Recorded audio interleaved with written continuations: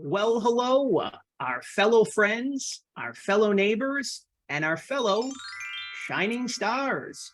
Our next trolley stop is here, and our next trolley stop is now.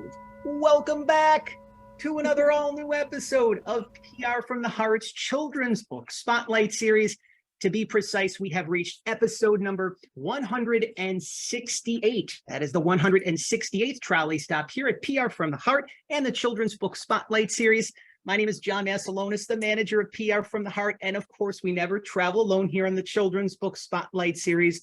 Joining me each and every episode is little Forrest. We want to thank all of you for spending some quality time with us here in our neighborhood today. And this week is a fascinating episode of the Children's Book Spotlight Series. One, because the trolley is going to be racking up a lot of mileage as we're going to be going across the pond. We always love when we go across the pond here at the Children's Book Spotlight Series. But I remember, this might even been before my time, but there was a very popular American game show called Name That Tune. I think it was in the late 70s, maybe early 80s. And one thing that show reminded me of at a very early age, we played beautiful music when we're in tune, when we're in sync, when we're in rhythm. But there's times when we can be connected to the chaos, the stress, the drama, all of the above of life. And then we're out of sync and we're out of tune. And that's not a good feeling at all whatsoever. So leave it to a brand new children's book courtesy of two of our newest neighbors here at the Children's Book Spotlight Series to help us remember that it really is such a good feeling to be in tune with your internal music, with the flow and the process of life, and to be in tune especially with yourself. We encourage all of you, our listeners and viewers, our friends and neighbors, and of course, our fellow shining stars, to head on over to Amazon.com. If that is your preferred online vehicle of your choosing, you can purchase your brand new copy of Blue Baboon Finds Her Tune, which is now available courtesy of our friends and neighbors at Sourcebooks Kids. We've also included the official websites of our featured guests here this week on the Children's Book Spotlight Series, Helen and Thomas Docherty. So simply, you can click below in the description below, and you'll be able to learn even more about them post-Children's Book Spotlight Series. But little Forrest, I know, is super excited because the trolley travels out here from San Diego, California, all the way to Wales, across the pond. Joining us here as our featured guests on episode number 168 of the Children's Book Spotlight Series, Helen and Thomas Docherty. We really appreciate spending some time here with us in our neighborhood. And thank you guys so much for joining us here today and this week. Oh, thank you for inviting us. Yeah, thank you, John. I'm super excited about this because I'm a huge proponent of reading to little Forrest at bedtime. I know that parents and educators who tune into the Children's Book Spotlight Series, they obviously have little ones in their lives. This is one of the best bedtime stories and then some. But of course, before we begin, we encourage you, if you are already feeling in tune with this particular episode of the Children's Book Spotlight Series, one of the many ways that you can pledge your support for Helen and for Thomas, as well as for us here at PR from the Heart, is to subscribe to PR from the Heart's official YouTube channel and to share this very special trolley stop that you are now enjoying. And of course, share it on your favorite social media platforms of your choosing, because again, we have beautiful music that we're going to be sharing. And yes, we will do our part to stay in tune and in sync throughout the course of this Children's Book Spotlight Series. There's so much to talk about, guys. I think we should just dive right into it. I really love the fact that you are a couple and that you work on this work together. And that really has got to be such a good feeling. Before we talk about Blue Baboon Finds Her Tune, we always like to start each Children's Book Spotlight Series episode going back to the origin stories for the authors, for the illustrators that join us. And obviously there was a point in time where you knew that your work was meant to be for the children, but maybe there was a point in time that you necessarily didn't know it would be with your significant other. Life has a wonderful way of working itself out. So Helen, if you can start off with this question first, when did you know? Was it a specific moment in time when you knew that your work was meant for the children? Was it a series of experiences? Could you take us back to where it really began for you? Wow. Yeah, that's a really good question. And it's a complex answer because so when I was a child, I used to spend a lot of time writing my own books and writing my own stories and making my own little books. And I would say I did that well, for many, many years as I was growing up. So when I was sort of, I think you call it elementary school age, into probably up until about the age of 14, I made loads of little books. So it was something that I always wanted to do. But then I ended up studying languages and becoming a teacher for many years. And it wasn't until I met Tom many years later as an adult. And he'd already started his career as an author and illustrator at that point. And that sort of rekindled, a spark, I suppose, in me that I thought maybe had been extinguished, or that I just hadn't paid attention to for many years. But it wasn't that I immediately thought, okay, I need to write a story for Tom to illustrate, was it? It was more that I think I was just, I was so in awe of your work to start with, and loved it so much. And then gradually we sort of, we started to work together a little bit. So we co-wrote a book. I've got it here somewhere. It's called Ruby Nettleship and the Ice Holly Adventure. And that came out in 2010. But then it was a couple of years later, or a year later maybe, that I wrote the Smatcher book, which is the first book that I wrote for Tom to illustrate. And that was our first book together that was published. It's up there, right up there on the shelf. So, and that's where it all took off, really, isn't it? Yeah, definitely. Yeah. We love working with each other. It's great. We do work with other authors and illustrators as well, but I love illustrating Helen's texts. I'm working on a brand new one at the moment, which is quite exciting. And Orange Moon Blue Baboon was so much fun to illustrate. Yeah, I don't know. For me, it's a fantastic way of working, because when I work with other illustrators, obviously you're not, you don't get to really talk to them and discuss the book. So, and discuss the ideas and the story, and that, what really lies at the heart of the story. And you have to very much trust, because obviously every illustrator brings something of themselves to a text. And that's fantastic. But working together, I think, because we obviously we know each other so well, and we tend to see the world in quite a similar way as well. So I think that gives an extra something to the work when we sort of, I suppose, because we're in tune, I guess. So right. That's what brings it together in a really special way. I also think that being an author or an illustrator, it can be quite a lonely profession. If you're just on your own, you're in your studio every day trying to, think up your ideas and develop your pictures. So I think we're very lucky to have each other to bounce ideas off. You can get frustrated as well, and you can share the great things and the difficult times as well. So support each other. We're very lucky to have each other, and we really enjoy working with each other. We're very, very lucky. I don't think that there aren't that many couples that work in this way, that and obviously there are disadvantages as well, in that all our eggs are in the same basket.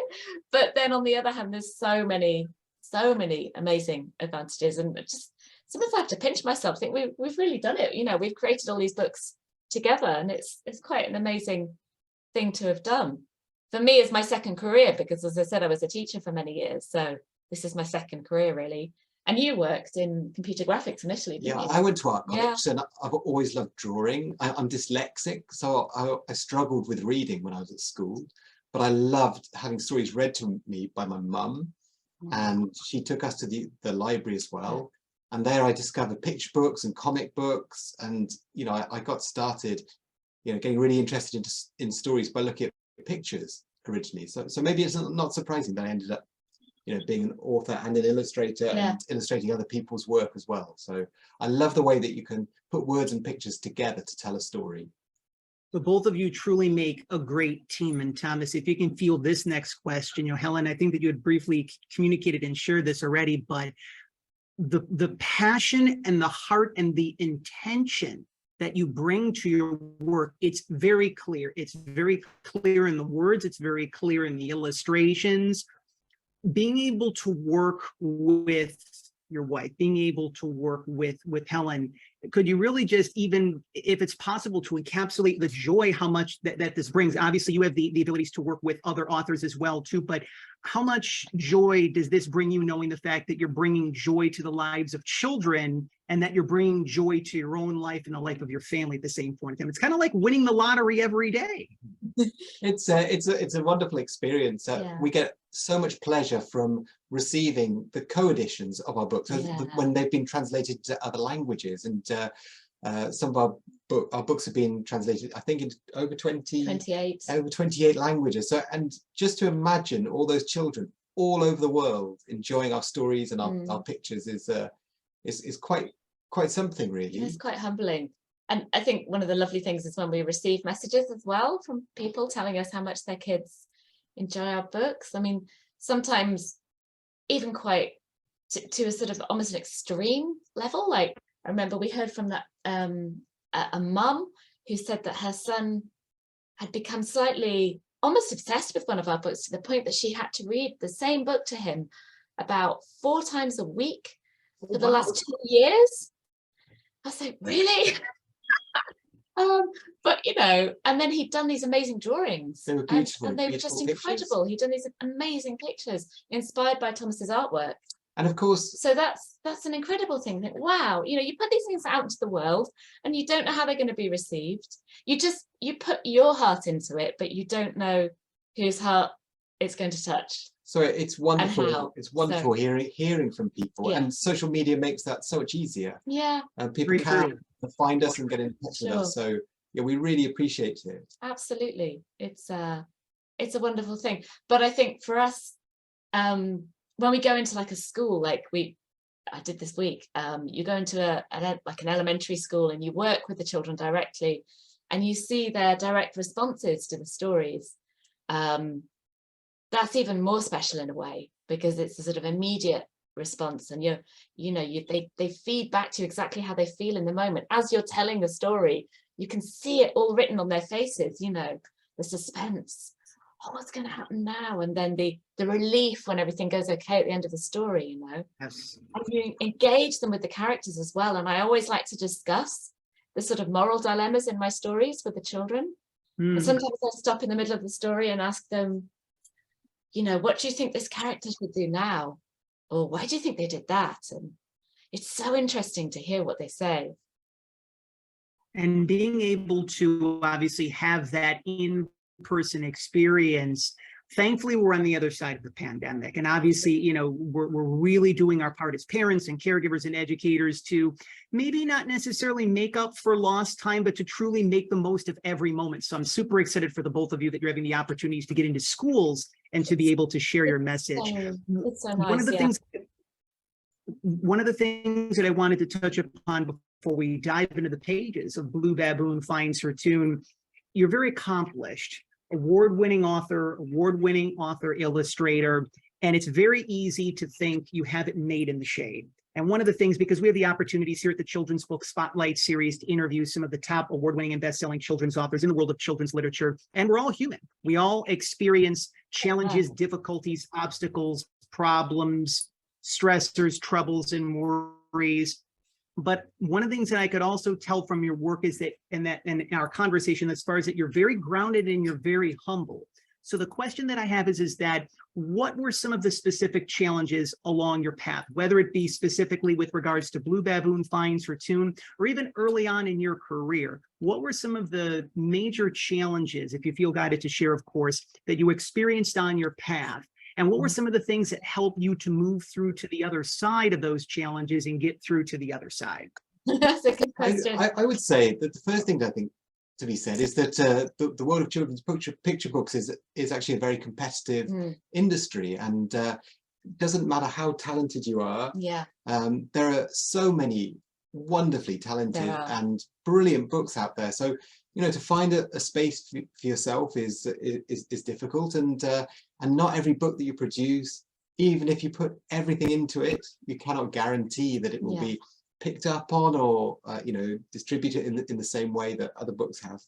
Yeah. So you really, I mean, I think Helen and I both help each other a lot, sort of to get through the the difficult times when we Mm. feel like your work isn't getting quite as much attention as it has done in the past or whatever. Or just or sometimes, I mean, in my case, some of the stories that I write never make it to publication. There's you a know? lot of rejection, There's isn't there? a lot of rejection, and that's fine. And actually, it's almost quite, I think it's quite healthy to have to, you learn to deal with that, and not, you just have to learn to let things go, or to say, okay, so it didn't work this time.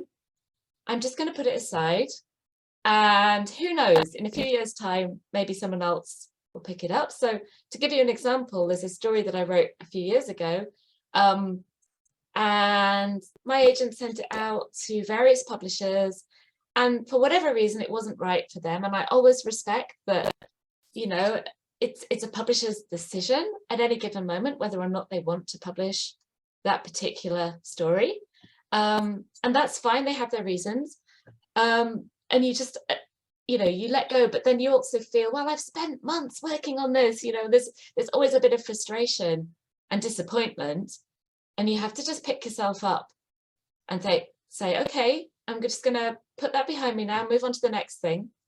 But in this case, this particular story I just put it away in a drawer, and then this is a few months ago now, my agent sent me a list of things that publishers were currently looking for, and one of them was Halloween stories, and this particular story that I'd written happened to fit in with that. So I thought, well, okay, it's worth a shot. So she sent it off again to some different publishers, and lo and behold, somebody just jumped on it and said, we love this. And within like a month, I had an offer. So it just shows, doesn't it, that sometimes, what a hurdle or a disappointment at some point, it can turn around later, but you just have to be incredibly patient. You have to learn to be very patient, let things go. Sometimes things don't work out. I think I've learned as well that there's an awful lot of luck involved in becoming successful. So much luck. Once you've got, being successful, it's very easy to think that it's all down to, just, your hard work and nothing else. And I think anyone who is successful has worked very hard. But sure, you have to acknowledge that for yourself as well, that a lot of luck is involved. And I've, found that easier to be easy on myself when things get rejected or things don't go well, because it's not that I haven't done my best work or tried my hardest. It's because sometimes things work out and sometimes they don't, and you just have to keep on going and keep on believing in yourself. And I think also you have to accept that sometimes you mess up and things don't go so well, and you just have to say, well, okay, I've had a bad day or a bad week or whatever, and that's okay, or just move on, and tomorrow hopefully will be better. I spent most of my week working on a picture. So nearly 4 days painting and working on the computer, and today I decided it's awful. It's awful. I can't. It's not awful. It's not awful, but it's not good enough. It's not up to the standard that he wants it to be. So he's going to do it again next week. I'm going to put it aside, and I've started again, and this time, it's feeling good already. I think it's all going to work out. But there are plenty of ups and downs. But I think the longer we've been at this, the more we've learned to roll with it, and to accept that, things do go wrong, and you just have to somehow find a way to keep going. And it's a matter of when you're sharing what you're sharing, the importance of patience, because how does the expression go? Luck is where preparation meets opportunity. And of course, we encourage all of you who are spending some quality time with us here in our neighborhood, episode number 168 of the Children's Book Spotlight series. Joining us here, our featured guests, award-winning author and award-winning illustrator Helen and Thomas Docherty. We are about ready to dive into the pages of their newest children's book, Blue Baboon Finds Her Tune. It is now available courtesy of our friends and neighbors at Sourcebooks Kids. We encourage you to head on over to Helen and Thomas's official website. We've included their links below. In addition, if Amazon.com is your preferred online vehicle of your choosing, you can leave a 5-star review. That's one of the many ways you can pledge your support for Helen and Thomas, to let them know that they're doing wonderful and much needed work for children, parents, families, educators, those who love great children's books, and of course, those who love flying in balloons, those who love playing musical instruments, those who love staying in tune. And for all educators that are out there, if you were interested in a virtual author school visit for your little ones, again, you can connect with Helen and Thomas via their official websites in the description below. This is such a simple book, such a sweet book, such a vibrant book, but it's a very meaningful book on so many levels. It's so fascinating how sometimes the simplest things in life can not only bring you so much joy, but there's so much depth to the book. And I think just one of the big ways to be able to kind of start talking about the book is, when was there a specific, again, time frame? When did you know that this story needed to be written? How did Blue Baboon Finds Her Tune actually come to form and shape? Well, Helen, you're going to have to answer that, because the story came before, way before the illustration. So it did. And do you know, John, the funny thing is, so on the one level, it is, as you say, it's a simple rhyming story, and it's written in monorhyme, which means that every single, as you're aware, every single line, which is only 3 syllables long, rhymes with every other line. So it starts orange moon, blue baboon. And so on the one level, it's incredibly simple with very sparse text, very few words.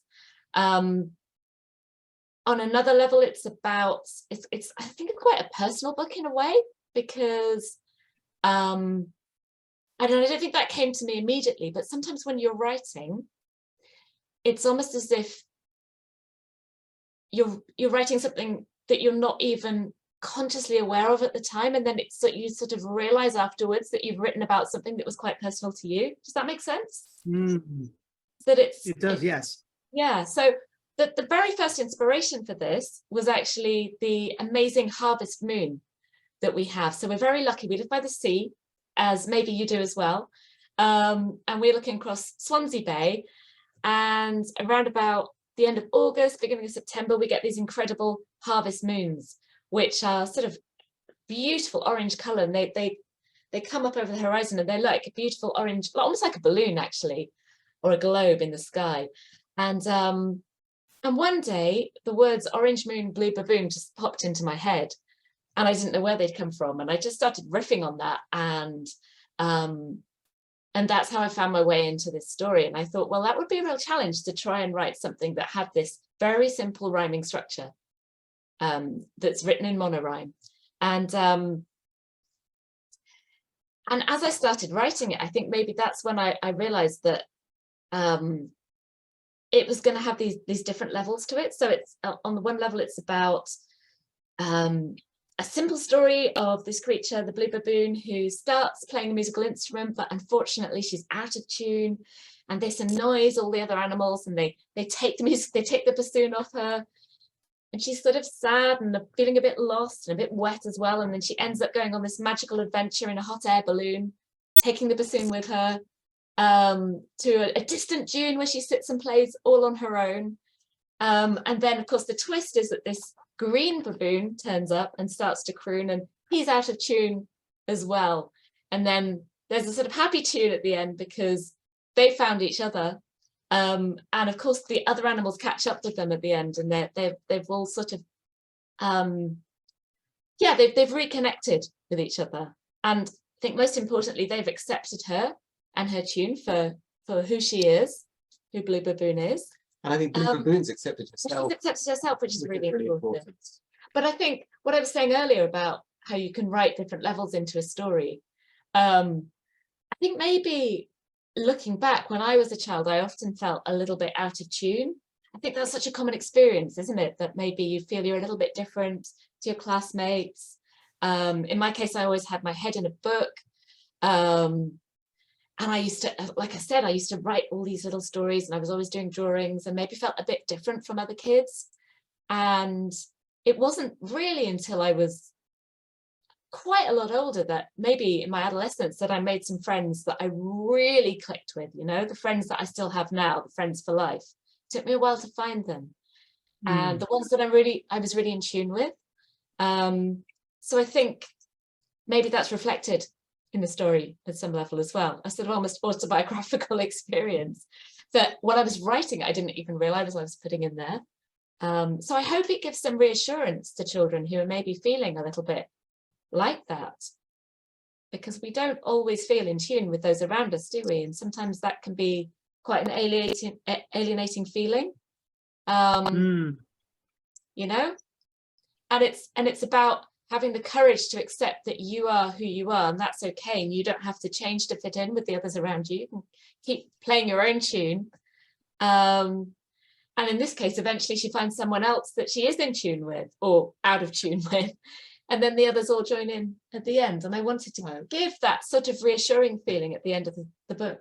Well, I like the way that the band, which they're almost like, because they're already playing music, they're in a position almost of authority, and you know, they reject Blue Baboon to begin with, but they have the humility to accept her at the end and to join in and maybe change their own tune slightly to fit in with her. To accommodate her, yeah, absolutely. And I think that's a really important lesson as well. That, it is. You know, you don't have to do things exactly as so you think they always need to be done. Need to be, you know, you can learn from other people as well. So absolutely, yeah. And I think it is all about acceptance and, as you say, adapting to others, having that humility. It's a story about friendship. And for me, as an illustrator, it was such a pleasure to illustrate this story. It was there are so few words and there's so few directions for the illustrator. You know, it left me very free to take the story in, you know, all sorts of different directions. And we talked about it a lot. My first sort of rough draft of the story was set in a jungle.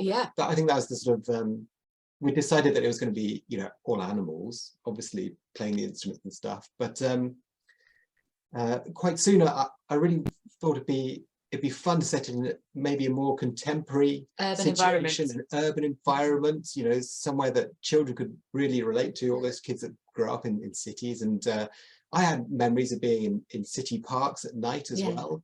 And they're quite magical places. Yeah, they are. We had an experience, we traveled, we did an interrail trip in the days before the pandemic, when we could do these things, and we took our kids to a city called Hamburg in Germany, and we were there at night, and there was this incredible this is a beautiful park in the middle of Hamburg where they do a sort of music and light and water display at 10 o'clock in the evening. And we hadn't told our daughters that it was going to happen. We knew it was going to happen, but they didn't. So they were like, why are we still in the park? They didn't know what. And then suddenly the music started, and all the fountains in the middle of this lake just shot up in the air in this blaze of color, and they were all different colors, and they were dancing in tune to the music, and it was incredible. And for our girls, it was like absolutely magical, wasn't it? And I think we wanted to capture some of that feeling. I think that's experience visually definitely fed straight into the illustrations with the really beautiful magical colors. And I think that's very much what you wanted to recreate, wasn't it? That very magical nighttime atmosphere, this sense of possibility that anything could happen. And I also, you know, I loved creating the characters of the band, because of course in the text it doesn't say that there's a band playing instruments. No, I think I put in the illustrator's notes originally, hadn't I, that there were other animals. There were other animals, but I hadn't said that it was a band. So I thought it'd be fun to make, you know, they were busking in the park, and all the other, if you look through, there's lots of incidental characters, like the crabs at the end, or the ducks that follow the story all the way through. There's the balloon, which is, you know, the heart balloon. Which so there's a little heart balloon here, which appears on every page. And on this page, because Blue Baboon's playing out of tune, the little cat is startled and lets go of the balloon, and it floats away. But then it follows Blue Baboon throughout the story, and actually is picked up again by Green Baboon later. So you'll see it was so much fun over the dune holding the balloon that's traveled all the way. So there's all these incidental details that you put into the illustration. They really add to the layers within the story. And I've read this book with little kids already. When I read it to my cousins, very young children, on the second reading, we went back and we looked at all those details. And this was a 2-year-old, he was so excited to be able to spot the balloon on every page and see where it was going. And so I think it's hopefully something that kids can really enjoy, looking at all those little details. I really like the various narratives that you can follow visually. You mentioned the balloons as well, and the end papers at the very end of the book.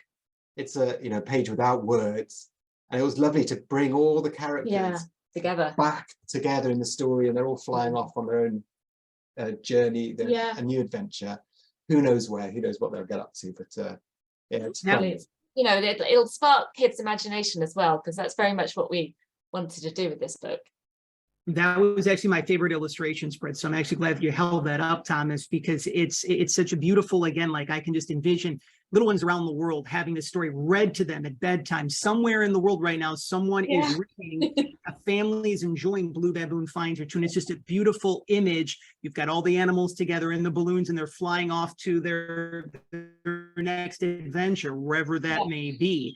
To circle back to the heart of the theme of our children's book Spotlight series episode, the importance of being in tune, being in rhythm. There's times as adults, again, we can get, as I mentioned, you know, sucked into the drama, the stress, the chaos of life, and we can become disconnected. We can become taken away from our center. And it's important that we're able to do that to get back into center, to get back into the rhythm for ourselves, so we can help our little ones to do that as well. But they really help us to do that in the process. So for those parents, caregivers, educators who are feeling out of tune, who are feeling out of sorts, who are feeling disconnected, and even if there's parents, caregivers, educators who are watching whose little ones are feeling out of tune, what are some simple ways, simple suggestions that you feel can turn that frown upside down and to really help one to be able to come back to center and to become back in tune with themselves and their own music?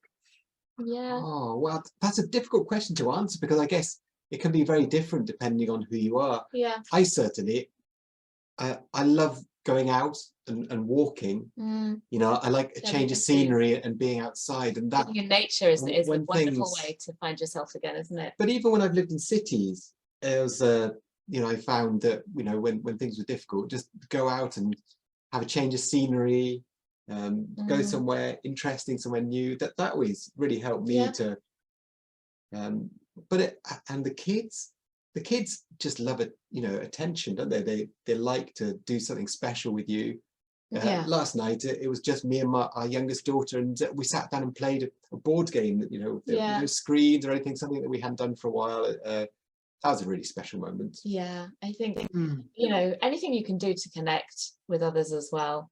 I mean, I know it's the obvious one, but I think that, you know, that lovely routine at bedtime of sharing stories together, that I found whatever sort of day we'd had, it always helped, you know, when the kids were little, it always helped to connect back to ourselves and to each other as well. So that was, for me, it was my favorite part of the day for many, many, many years, reading to our kids. And they loved it as well, didn't they? You know, we'd all catch up together, as we say in Wales, we'd cuddle up together, snuggle up together, and sometimes you'd go to sleep. Yeah, if I really, there's something about being read to, isn't there? It's just sitting in the semi-darkness with someone reading a beautiful story to you. Yeah, we do that for quite a while every night. You know, we had this lovely routine. The kids they're unfortunately they're so old now, you know, they don't want to do that anymore very often. But that was, I think that's a lovely way to connect with yourself, with your family, with your kids. Definitely. But what you said as well, I mean, I think nature helps, doesn't it? You know, being in nature, I find, is always so calming, and, you know, just to look and take time to just look around you and notice things as well. Now that our girls not just staring at the ground, you know, because so often when we're walking, you're just looking where you're putting your foot, the next footstep, but actually to look around and look up. Our girls are teenagers now, and they get a lot of they find a lot of solace with our dog. They love sitting on the sofa with her, having absolutely. You know, she's so completely unjudgmental. She's just full of love. She is. She's just great like that. And in fact, actually, one of the characters in Big Baboon, the saxophone playing dog, is inspired by our dog called Tessie. I love that. She's slightly scrappy, full of character. Exactly.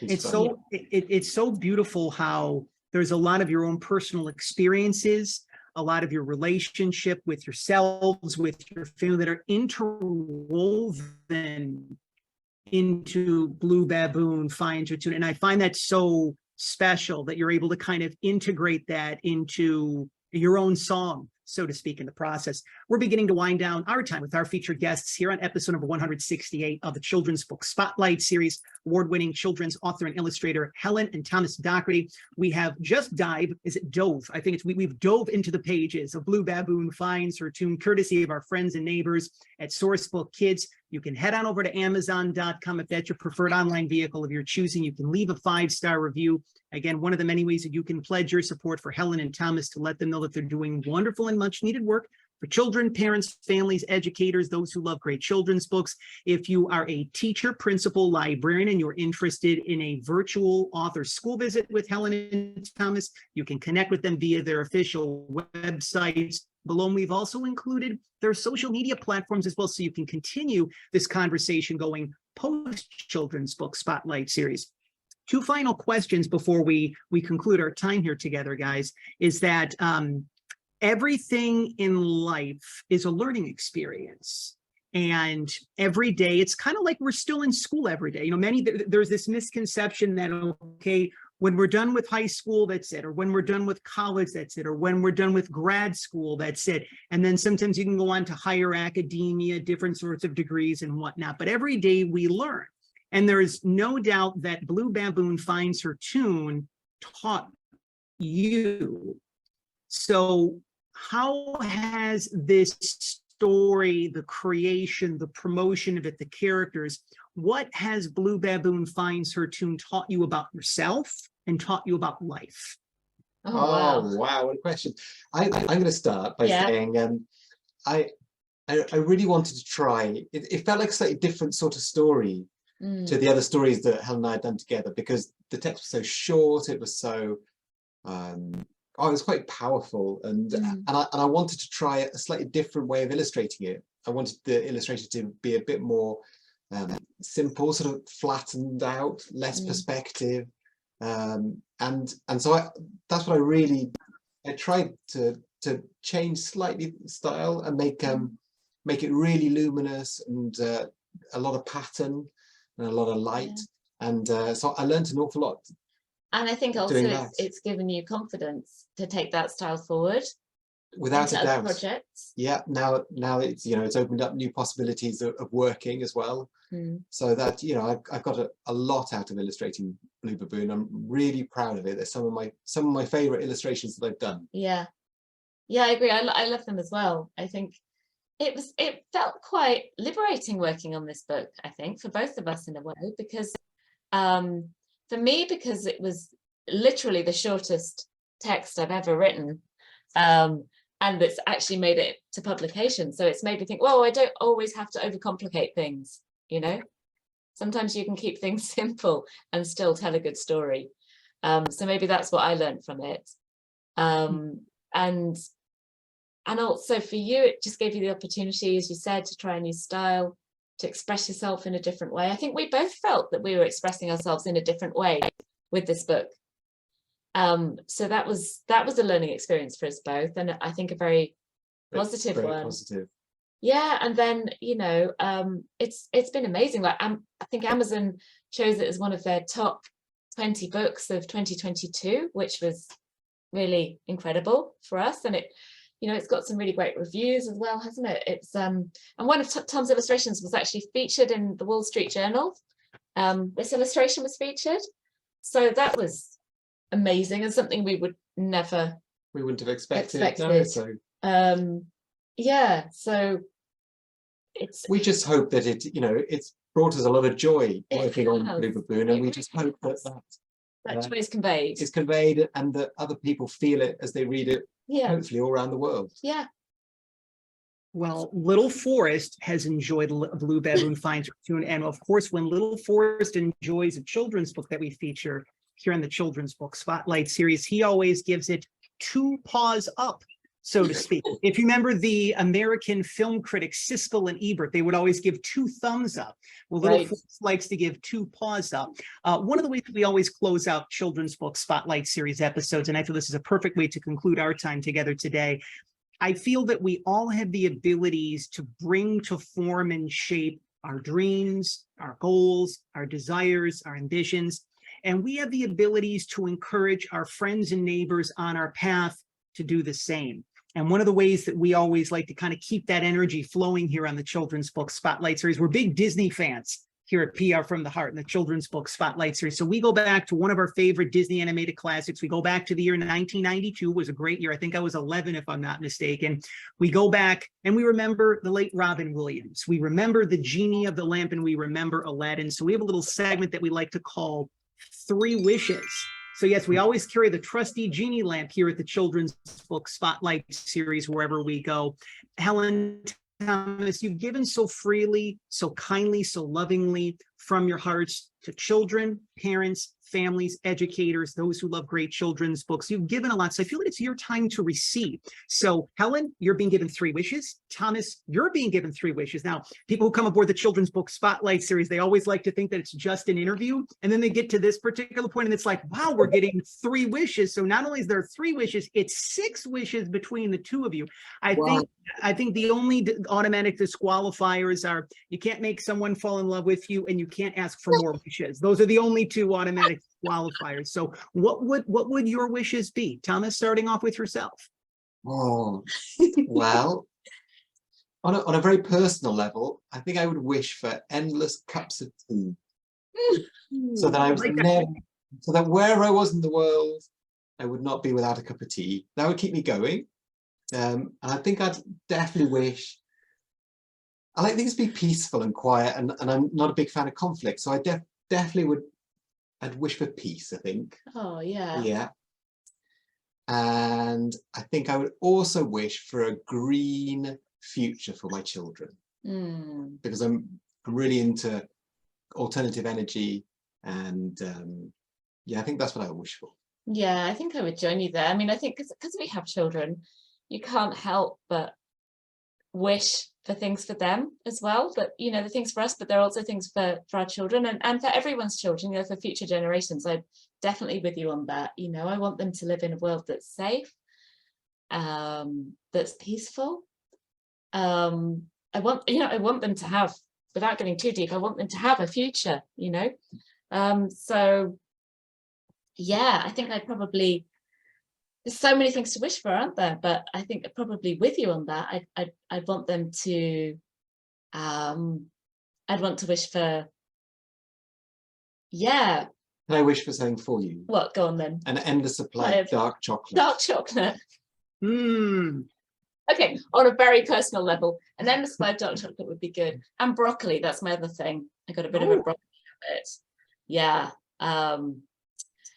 Yeah, so apart from all the obvious things like world peace and you know, do you know one thing I'd like to wish for? I'd like to wish for every child in the world to have access to books.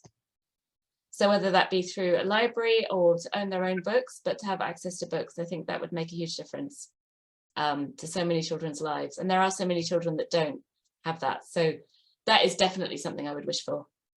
Those are beautiful wishes. And I always believe that if your wishes are heartfelt, if they come from the right place, they have a greater chance of coming to fruition, including endless copious amounts of chocolate and dark chocolate and endless copious amounts of cups of tea. Again, we encourage all of you, our listeners and viewers, our friends and neighbors, and of course, our fellow shining stars, to head on over to Amazon.com. You can purchase your copy of Blue Baboon Finds Her Tune, courtesy of our friends and neighbors at Sourcebooks Kids. While on Amazon.com, of course, if you feel guided to do so, you can leave a 5-star review. One of the many ways that, again, you can pledge your support for Helen, for Thomas, let them know that they're doing wonderful and much needed work for children, parents, families, educators, those who love great children's books.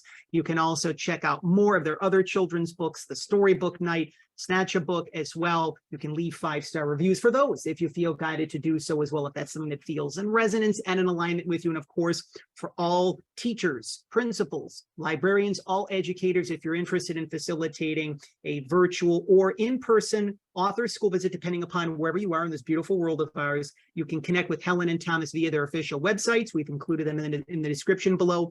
And for all of our listeners and viewers, our friends and neighbors, and our fellow shining stars, you can stay connected with Helen and Thomas via social media. We've included their social media platforms in the description below. This has been a wonderful conversation. Your guys' work is top notch. And again, when it comes to, I'm a proponent of very meaningful messages for children's books. So when I saw how your book, it covered self-acceptance and friendship, and of course the theme of this week's children's book spotlight series, staying in tune with yourself or reconnecting back with yourself in the process.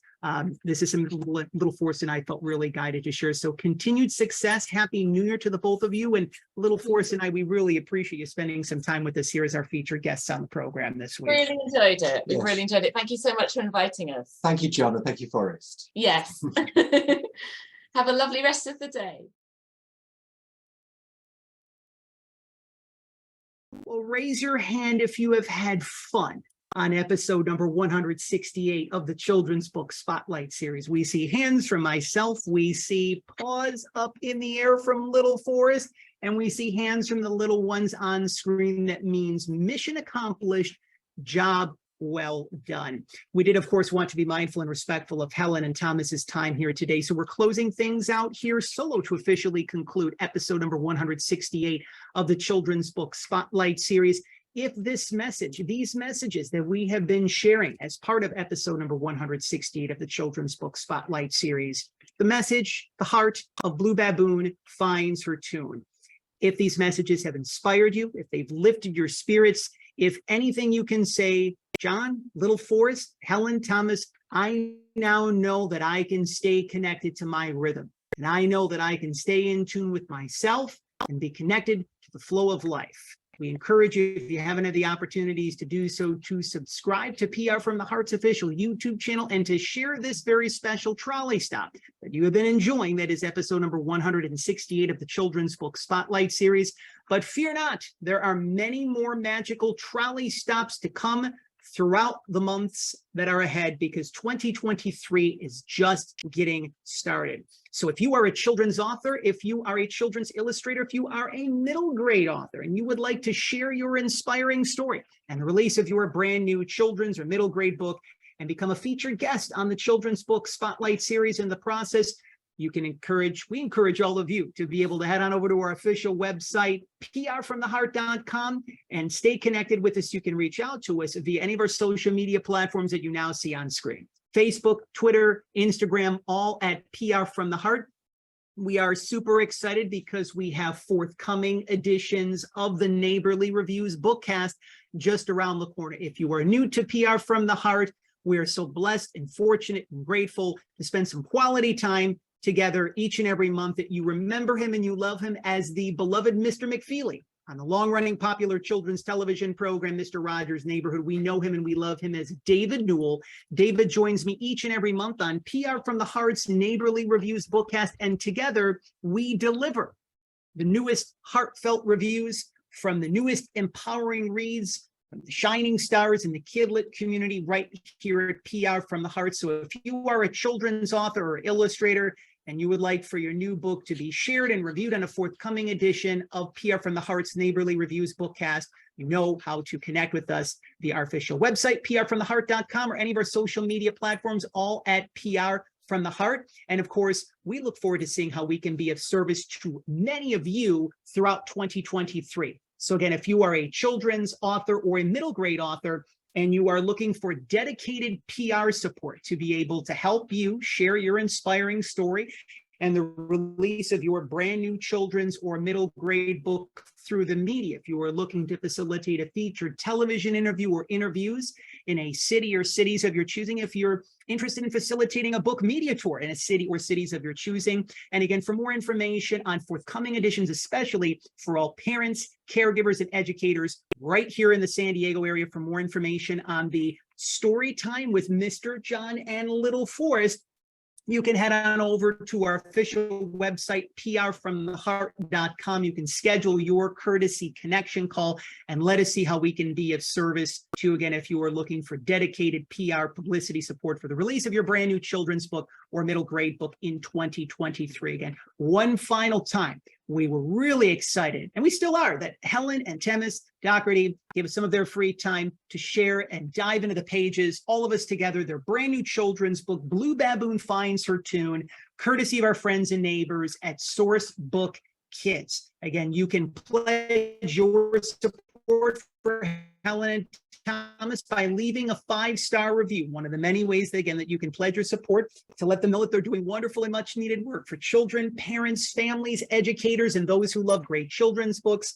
Again, if you are a teacher, principal, librarian, and you're interested in facilitating an author school visit to be able to have them share Blue Baboon Finds Her Tune or one of their other wonderful children's books, you can connect with them via their official websites, which we have included in the description below. And of course, if you want to stay connected with Helen and Thomas and what is ahead in their journey, you can stay connected with them via their social media platforms that we have included also in the description below. As we hear the trolley, that means that it is time to go, little guy. It is time to go, little Forrest. So, of course, we want to thank all of you for your continued support of PR from the Heart, for your continued support of the Children's Book Spotlight series, for your continued support of children's authors and illustrators, middle grade authors as well, too, who, again, are providing such a valuable service for all of us, who are sharing and providing wonderful and much needed work for children, parents, families, educators, those who love great children's and middle grade books. We want to thank you for your continued support of local libraries and children's and independent bookstores, truly the pillars of our community. And above all else, we want to thank you for helping us to walk home the children of the world. We also want to give a little tip of the cap to one of our favorite neighbors, Mr. Rogers. Of course, Mr. Rogers from Mr. Rogers' Neighborhood. He reminded us in his own way, whether it be through Mr. Rogers' Neighborhood, whether it be through various talks, whether it be commencement speeches at universities all across the country, most notably when he received his Lifetime Achievement Award at the Daytime Emmys. He reminded us of all of our inherent worth and value. Somehow, as we like to say on the Children's Book Spotlight series, I believe that Mr. Rogers might have met Ponce de Leon in a past life, because he definitely knew the fountain of youth. He somehow weighed 143 pounds for his entire natural adult life, but that was his way in his own private numerology. He shared the 3 numbers 143. 1 letter in I, 4 letters in love, 3 letters in you. And since Little Forrest was kind to join me as always on the Children's Book Spotlight series, as well as Helen and Thomas Docherty, we are reminding all of you of your inherent worth and your inherent value. We are reminding you of our favorite 3 numbers here on the Children's Book Spotlight series, and that is 243. There's 2 letters in we, 4 letters in love, 3 letters in you. That is our way of reminding you that you are loved and you are special just the way that you are gifted, that you are talented, that again, we see you for your heart. We see the beautiful intentions that you're sharing with the world. And most importantly, our reminder for you that you are on the right track. I have a beautiful framed poster just off in the yonder distance that always says one of Mr. Rogers' famous quotes: "There's no person in the whole world like you, and I like you just the way that you are." So we like you and we love you just the way that you are. So once again, for Helen and Thomas Docherty, who were very kind to spend some time with us in their neighborhood in Wales, for Little Forrest, and for myself, we want to thank you once again for your continued support of the Children's Book Spotlight series and us here at PR from the Heart. And thank you for helping us to walk home the children of the world, our fellow friends, our fellow neighbors, and our fellow shining stars. Goodbye for now. I want to say goodbye, Little Forrest. It's the big finish. Bye-bye.